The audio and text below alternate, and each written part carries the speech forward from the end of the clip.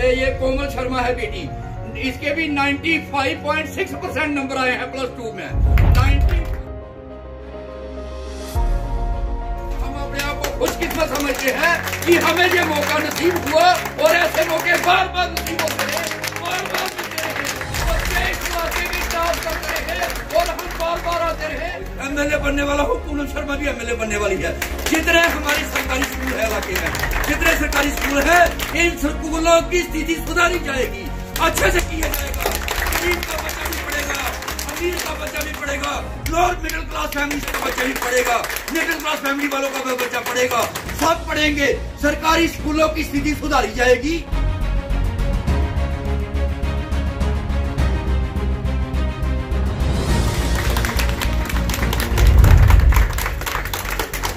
अगर राजनीति करने वाला बंदा वही क्रशर लगाएगा, वही ठेकेदारी करेगा, वही सारे काम करेगा, तो जो लोग बाकी काम करने वाले हैं वोटर, वो क्या करेंगे? देखो गल दसना, वो आधे नचोड़ा नचोड़ी पा दी है। बेलने पर देखना गन्ना पीड़ा देंगे, गन्ना पीड़ा देंगे। एक बारी गन्ना पाड़िया रस कट लिया, दूई बारी पाड़िया रस कट लिया, वो त्री बारी वो गन्ना का वास्ता रब का भरावा हूं तो एक बूंद भी नहीं रही। वही हिसाब जम्मू वालों का कर दिया आपने, वही कर दिया।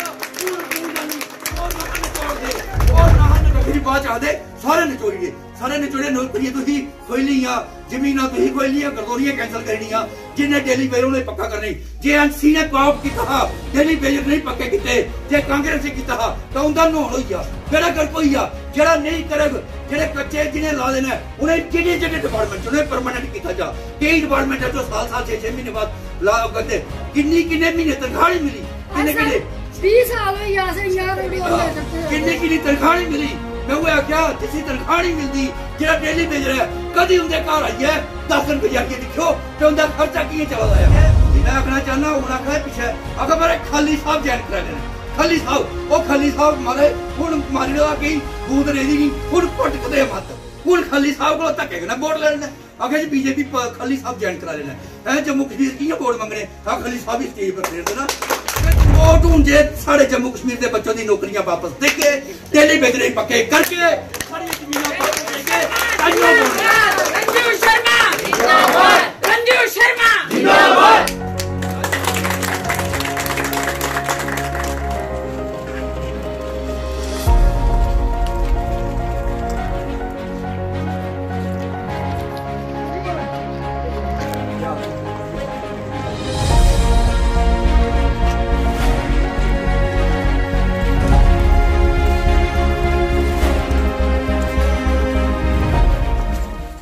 अरुण शर्मा, मैं बसोली विधानसभा क्षेत्र से आजाद उम्मीदवार के तौर पे जब इलेक्शन आएंगे तो इलेक्शन लड़ूंगा। बसोली विधानसभा क्षेत्र से आजाद ही लड़ूंगा।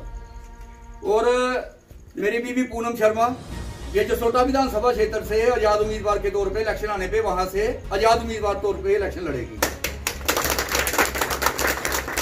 और मैं जसोटा विधानसभा क्षेत्र की पवित्र धरती से बोल रहा हूँ। और राखोशहरी पंचायत वार्ड नंबर 1 हम 2-3 दिन 4 दिन पहले भी आए थे यहाँ पे और आज दोबारा आए हैं। मैं कहना चाहता हूँ सारे पूरे जसोटा वासियों को, पूरे इलाके की जनता को कि आप बहुत किस्मत वाले हो कि आपके बच्चे टॉप पे टॉप करी आ रहे हैं और बेटियां टॉप पे टॉप करी आ रही हैं।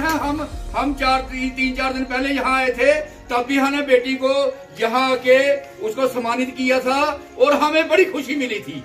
आज दोबारा हमें फोन आया और यहाँ पे दूसरी ये कोमल शर्मा है बेटी, इसके भी 95.6% नंबर आए हैं +2 में। 95.6%। और एक कोमल शर्मा जी के पिताजी का नाम है रविपाल शर्मा और इनसे हमारी बात हुई थी, एक दिन फोन पे बात हुई थी तो इन्होंने कहा था कि बेटी ने टॉप किया है तो आप कब आ रहे हो। तो मैंने कहा था कि जब भी आप हम इधर आएंगे तो यहाँ बेटी को सम्मानित करते जाएंगे। और आज हम यहाँ पे आए हैं, हम अपने आप को खुशकिस्मत समझते हैं कि हमें ये मौका नसीब हुआ और ऐसे मौके बार बार नसीब होते रहे, बार बार मिलते रहे, बच्चे इस इलाके की टॉप करते रहे और हम बार बार आते रहे। क्योंकि मेरे को बड़ी खुशी होती है, मेरे को बड़ी खुशी होती है जब बच्चे टॉप करते हैं, क्योंकि पढ़ने में और खेलने में बड़ी मेहनत लगती है। जब कोई बच्चा इलाके का टॉप करता है, हमारा जम्मू कश्मीर का नाम ऊंचा करता है, हमारे देश का नाम ऊंचा करता है। और मैं आया हूँ आज कुदरती, जब मैंने पहुंचा तो ये बेटी भी घर में थी, इसकी मम्मी भी घर में थी, इसके ताऊ जी भी घर में थे, तो पूरी फैमिली और बाकी भी इसे राखोशियारी पंचायत में बाकी भी जो सीनियर सिटीजन हैं, युवा हैं, बेटे हैं, बेटियां हैं, नन्हे मुन्ने बच्चे हैं, सब यहाँ पे इनको मुबारक देने आए थे और हम भी उनमें शामिल हो गए। इसलिए हम भगवान से, माता रानी से प्रार्थना आगे मत्था टेकते हैं, हम प्रार्थना करते हैं कि इस बेटी की ऐसे ही चढ़ाई बनी रहे, यह बार बार टॉप करती है। और मैं इनके परिवार के जो इसके मम्मी डैडी हैं, इसके बाकी परिवार के मेंबर हैं, वह उन सबको कहना चाहता हूँ कि जिस दिन ये बेटियां जिस दिन यहाँ की बेटियां जिनको हमने सम्मानित किया है, दोनों बेटियां जिस दिन जब बड़ी अफसर बनेंगी तब भी हमें जरूर बुलाना, तब भी हमें अपनी खुशी में शामिल करना, क्योंकि मैं कहना चाहता हूँ इन बच्चियों के माता पिता जितने खुश हैं ना, इनके टॉप करने पे जितने खुश हैं, उससे डबल हम हैं खुश, इससे डबल हम खुश हैं। क्योंकि मैं तो कहता रहता हूँ कि मैं तो खुश होने की लहर लेता रहता हूँ। बच्चों अच्छा खेलो, अच्छा पढ़ो, आप ऊंचाइयों पे पहुंचते जाओ और हमारा तो ऑटोमेटिकली सिर ऊंचा होता जाएगा। इसलिए जिस भी बच्चे ने, जहां भी बच्चा कोई टॉप करेगा, अच्छा खेलेगा, अच्छा पढ़ेगा, हम उसके साथ हैं, उसके कंधे से कंधा लगा के खड़े हैं। जो हमसे हो सकेगा वो उसके लिए करते रहेंगे, क्योंकि हम पूरी उम्र के लिए इन बच्चों के साथ हैं। क्योंकि मेरे को एक बात की बड़ी खुशी महसूस होती है जब किसी पढ़े लिखे बच्चों को, जो बच्चे पढ़ते हैं, बेटे हों बेटी हों, जब मैं बात करता हूँ ना, इलाके में घूमता हूँ, सेवा करता हूँ, सपोर्ट करता हूँ, तो जब मैं इलाके में घूमता हूँ तो जब कोई बात मैंने पढ़े लिखे बच्चों से कोई डिस्कस करते हैं ना किसी बात को, तो पढ़े लिखे बच्चे बिल्कुल सही जवाब देते हैं। और ये पढ़े लिखे बच्चे आने वाला भविष्य है, ये हमारा सिर ऊंचा करेंगे। ये पढ़े लिखे बच्चे होते हैं ना, उनसे मेरे को कुछ सीखने को मिलता है। मैं कई बार कुछ बातें इन बच्चों से डिस्कस करता हूँ जो बच्चे टॉप करते हैं, क्योंकि इनको पता होता है ये सिर्फ देश सेवा करना चाहते हैं, ये सिर्फ ईमानदारी करना चाहते हैं, ये उस चक्कर में नहीं पड़ते हैं, ये जातिवाद के चक्कर में नहीं पड़ते, हिंदू मुस्लिम के चक्कर में नहीं पड़ते, किसी गलत दिशा की तरफ नहीं जाते। क्योंकि पढ़ा लिखा बच्चा सिर्फ, अगर मैं कभी जाता हूँ तो मैं कभी कहता हूँ ना, मैं अपने लिए बताता हूँ कि मैं सेवा करता है। ये मेरे को बच्चे कहते हैं आप क्या बताओगे, हम आपको बताते हैं कहाँ आपने क्या क्या काम किया। क्योंकि जो बच्चा मोबाइल चलाना जानता है, जो बच्चा लैपटॉप चलाना जानता है, जो बच्चा इलेक्ट्रॉनिक मीडिया टीवी में न्यूज देखता है, देश की न्यूज, कहीं देश में किसी स्टेट का देश में कहीं भी, चाहे वर्ल्ड में, कोई क्वेश्चन कर लो बच्चे मिनट में जवाब देते हैं। इसलिए पढ़े लिखे बच्चों का, पढ़े लिखे लोग, जो सीनियर सिटीजन है पढ़े लिखे, जो महिलाएं हैं पढ़ी लिखी, जो बच्चे हैं पढ़े लिखे, कभी हम जाते हैं इलाके में जाते हैं, अब तो इलेक्शन तो लड़ना ही है, इलेक्शन की बात भी करनी पड़ती है, तो जब हम करते हैं ना, तो जो पढ़े लिखे लोग हैं ना, 1 सेकंड में हम 2 बातें करते हैं तो वो हमें 20 बातें हमारे हक की बता जाते हैं। और वो उनका एक सिस्टम मेरे को बड़ा अच्छा लगा है। पढ़े लिखे लोगों का एक सिस्टम बड़ा अच्छा लगता है कि पढ़े लिखे लोग ईमानदारी की कदर करते हैं, सेवा करने वाले इंसान की कदर करते हैं, ये सबसे अच्छा लगता है। इसलिए मैं एमएलए बनने वाला हूँ। पूनम शर्मा भी एमएलए बनने वाली है। जितने हमारी सरकारी स्कूल है इलाके में, जितने सरकारी स्कूल है, इन स्कूलों की स्थिति सुधारी जाएगी, अच्छे से किया जाएगा। गरीब का बच्चा भी पढ़ेगा, अमीर का बच्चा भी पढ़ेगा, लोअर मिडिल क्लास फैमिली से भी पढ़ेगा, लोअर मिडिल क्लास वाले फैमिली वाले का बच्चा भी पढ़ेगा, मिडिल क्लास फैमिली वालों का बच्चा पढ़ेगा, सब पढ़ेंगे। सरकारी स्कूलों की स्थिति सुधारी जाएगी।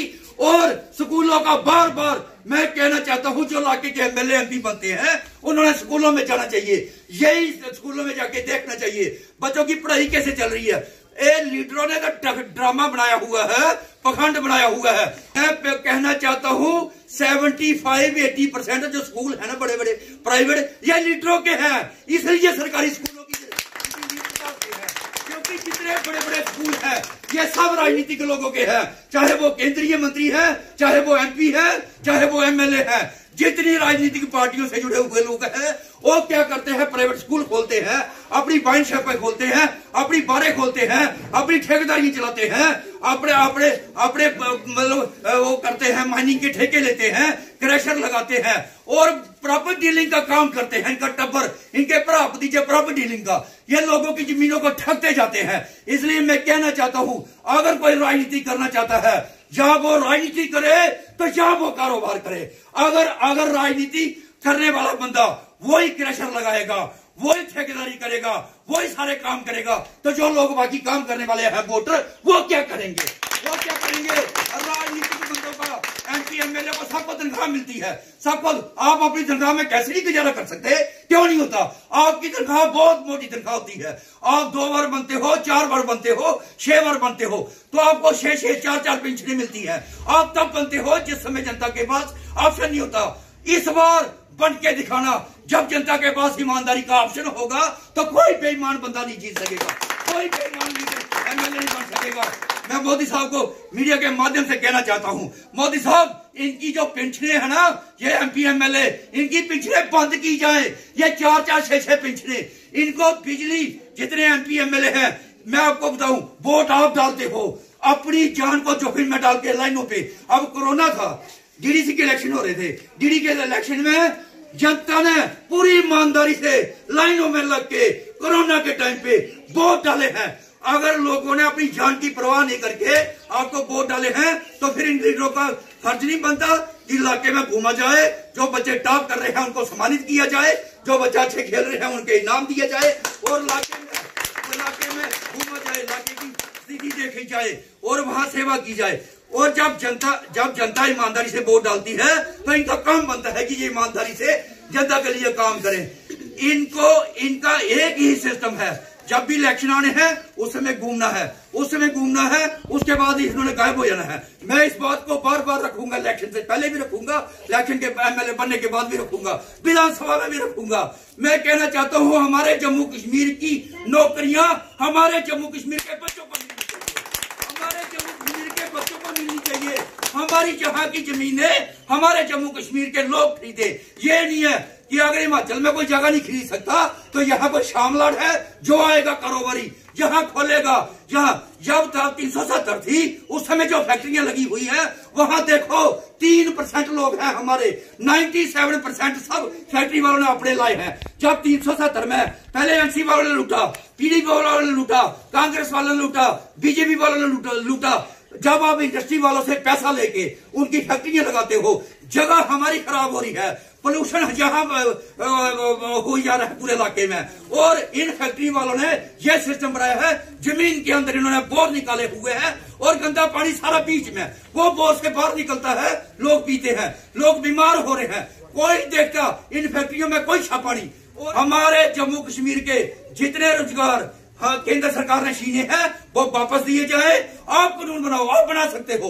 मोदी साहब, अगर आप नोटबंदी कर सकते हो, अगर आप सर्जिकल स्ट्राइक कर सकते हो, अगर आप एक स्ट्राइक कर सकते हो, तो अगर आप बड़े बड़े फैसले ले सकते हो, तो एक फैसला ले दो, एक फैसला ले दो कि हमारे जम्मू कश्मीर के लोगों के पास जमीन है, कितनी कहती है, थोड़ी थोड़ी जमीन है, उस पर थोड़ा गुजारा। हमारे जम्मू कश्मीर की जो नौकरियां हैं हमारे जम्मू कश्मीर के बच्चों को मिलनी चाहिए, और हमारी जो जमीनें हैं हमारे जम्मू कश्मीर के लोग खरीद सके।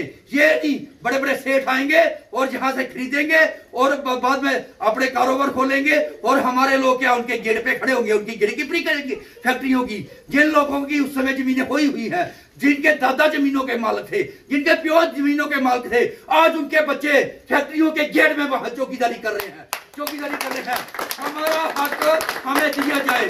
आप एक काम करो, अगर आपको लगता है कि एमएलए इलेक्शन कराने से पहले अगर कराने हैं तो कराओ, नहीं कराने हैं नहीं कराओ। अगर आपने ड्यूटी बना दी है, अगर आपने विधानसभा भी, मेरे को एमएलए बनने का कोई इतना कोई चाह नहीं चढ़ा है कि मेरे को एमएलए बन के मेरे को भगवान ने सब कुछ दिया है। मेरे को कोई, जिसको भगवान ने सब कुछ दिया है उसे किसी चीज की जरूरत नहीं है। इसलिए मैं कहना चाहता हूं, अगर आप इन बच्चों की नौकरियां वापस करते हो, जो डेली वेजर है उनको पक्का करते हो, बाकी डिपार्टमेंट में जो है उनको परमानेंट करते हो, और हमारी जमीनों का हक ये हो कि हमारी स्टेट के लोग खरीदे, अगर आप करते हो तो विधानसभा बनानी है बढ़ाओ, नहीं बनानी है नहीं बनाओ, नहीं करो इलेक्शन केंद्र से। अगर केंद्र से आप ऑर्डर करो तो चपरासी लगेगा, वो भी जम्मू कश्मीर का लगेगा। अगर कोई डीसी लगेगा वो भी जम्मू कश्मीर का लगेगा। अगर कोई एसएचओ लगेगा वो भी जम्मू कश्मीर का ही होना चाहिए। अगर आप करते हो तो हमें इलेक्शन कराने है, कराओ। हमारे लिए इलेक्शन मुद्दा नहीं है, हमारे लिए हमारी नौजवान पीढ़ी जो बेले घूम रहे हैं, चौकों में घूम रहे हैं, आप कहते थे कि हाँ जी 370 के बाद टूटने के बाद इतनी खुशहाली आ जाएगी। क्या खुशहाली है? हर तरफ बेकारी है, हर तरफ महंगाई है। इसलिए इसके बारे में आपको सोचना पड़ेगा। इसलिए आपको अगर नहीं सोचोगे तो जम्मू कश्मीर की जनता आपको पूछने वाली है। आप ये मत सोचो, जनता के दिल में बड़ा गुस्सा है। और उसके बाद जब मैं बात करता हूं तो उस समय कहा जाता है मेरा डोगरी बोलनी चाहिए, डोगरी बोलनी चाहिए, हमारी हिंदी बोलिए। और भैया डोगरी मैं बोल लेता हूँ, मैं तो हूं ही डोगरा, मैं तो हूं ही जम्मू कश्मीर का, मेरी पैदाइश ही लखनपुर की है। मैं डोगरी भी बोल लूंगा, मैं हिंदी भी बोल लूंगा, मैं पंजाबी भी बोल लूंगा, मैं गुजराती भी बोल लूंगा, मैं यूपी वाली भाषा भी बोल लूंगा। सारी भाषा हमारे हिंदुस्तान की बाकी स्टेटें हैं, हमें हिंदुस्तानी है। मैं अपने आप को रंजू हिंदुस्तानी बोलता हूँ। तो भाई भाषा का नहीं है, आप ये देखा करो। कोई आदमी वहां चाहे सीएम हो चाहे कैबिनेट मंत्री हो, कोई डोगरी में शब्द लेता है, कोई कश्मीरी में शब्द लेना भी जनता को लूटता है, और डोगरी में शब्द लेने वाला भी जनता को ही लूटता है। अगर आप ईमानदार भाई, डोगरी मैं थोड़ा अखड़ा में भी नहीं आती बोलने, मेरे को पूरी आती है बोलने। लेकिन मैं कहना चाहता हूं मोदी साहब, हिंदी आप ज्यादा समझते हैं, आप तक कहीं बात पहुंचे, आपके दिल्ली के लीडरों तक बात पहुंचे। आपके जो जितने बीजेपी के लीडर हैं वो क्या होते हैं, आपको रिपोर्ट गलत देते हैं। अगर आपके पास रिपोर्ट सही पहुंचेगी तो आपको जिन लोगों ने वोट दिए हैं आपको उनकी तकलीफ का पता चलेगा। इसलिए मैं तो एक गल दसना, वो आदे नचोड़ो नचोड़ी पा दी है। जेले बेलने पर देखो ना गन्ना पीड़ा दे होंगे, एक बारी गन्ना पाड़िया रस कड्ढ लिया, दूई बारी पाड़िया रस कड्ढ लिया, वो त्री बारी वो गन्ना का वास्ता रब का भरावा एक बूंद भी नहीं रही। वही हिसाब जम्मू वालों का कर दिया आपने, वही कर दिया। एनसी ने कॉप किया, डेली वेजर नहीं पक्के किते, जे कांग्रेस ने किया तो उनका नौन हो गया, बेड़ा गर्क हो गया। जरा नहीं करेगा, जेडे कच्चे जिन्हें ला देना उन्हें जेडे डिपार्टमेंट उन्हें परमानेंट किया जा। कई डिपार्टमेंट है जो साल 6-6 महीने बाद ला करते, किन्ने महीने तनख्वाह नहीं मिली, किन्ने 20 साल किन्नी तनख्वाह नहीं मिली। मैं वो आख्या जिसी तनख्वाह नहीं मिलती, जेड़ा डेली वेजर है कदी उनके घर आई है 10 दिन गुजारिए दिखो तो उनका खर्चा किए चला है। तुही तो बड़े उथे लीडर बनी अपने पैसे ने, एक बारी दिखो तो सही। तुही आदे हो भी कुछ के घर जाइए रोटी खाई ली, दसा जी मैं फलाने घर गया, एक बारी दिखो सही। जिंदे डेली वेजर ने उनके घर जाइए कोई 2-4-5 दिन कट्टो ना, पता चल लगता है कोई तकलीफ का पता लगता है। जरा अमीर आदमी उसी की तकलीफ, जरा अमीर लीडर है उसी की पता लगता तकलीफ का। इस करिए मैं आखना चाहना हूं आखा पीछे अगर मेरे खाली साहब ज्वाइन करा लेना, खाली साहब मारे हूं मारी गई बूंद रेदी नहीं हूं पटकते मत, हूं खाली साहब को धक्के कन्नै वोट लेने। आखिर जी बीजेपी खाली साहब ज्वाइन करा लेना है, जम्मू कश्मीर की वोट मंगने खाली साहब ही स्टेज पर फेर देना। भावें खाली लियाओ ते जाओ भावें कोई बाहर देखदा दूआ रैसलर लियाओ, ठीक है। वोट हूं जे साढ़े जम्मू कश्मीर के बच्चों की नौकरियां वापस देके, डेली वेजर पक्के करके, सारी जमीनां वापस देके।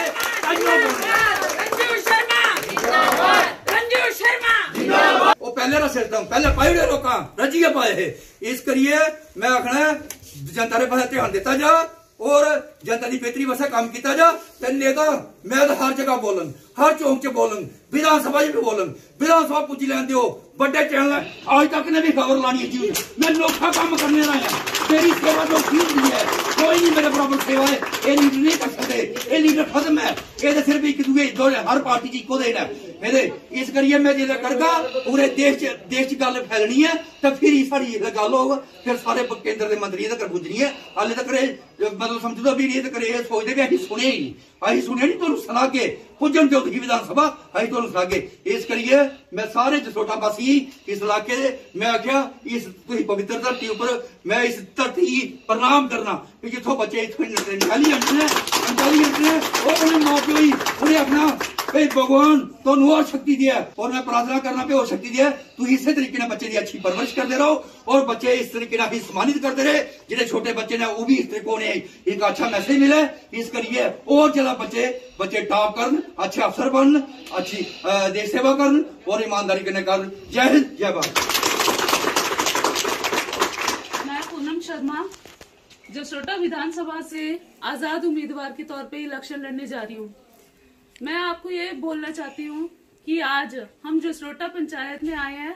यहाँ की एक बेटी है जिसने 95.6% मार्क्स लाके इस जसरोटा का नाम रोशन किया। हर बच्चा प्रीशियस होता है, हर बच्चा एक खास होता है। तो मैं ये बोलना चाहती हूँ कि उनमें से भी एक खास बच्चा होता है जो अपने माँ बाप का नाम रोशन करता है, पूरा जसरोटा का नाम भी इस बच्ची ने रोशन किया है। मैं आजाद उम्मीदवार के तौर पे इलेक्शन लड़ने जा रही हूँ क्योंकि यहाँ की जनता ने हमको जिस भरोसा और विश्वास के साथ यहाँ पे हमको इतना विश्वास दिया हमको, हम भी चाहते हैं कि हम भी उनका पूरा विश्वास और भरोसा कायम रखें। जय हिंद, जय भारत। रंजू शर्मा जिंदाबाद, रंजू शर्मा जिंदाबाद, रंजू शर्मा जिंदाबाद।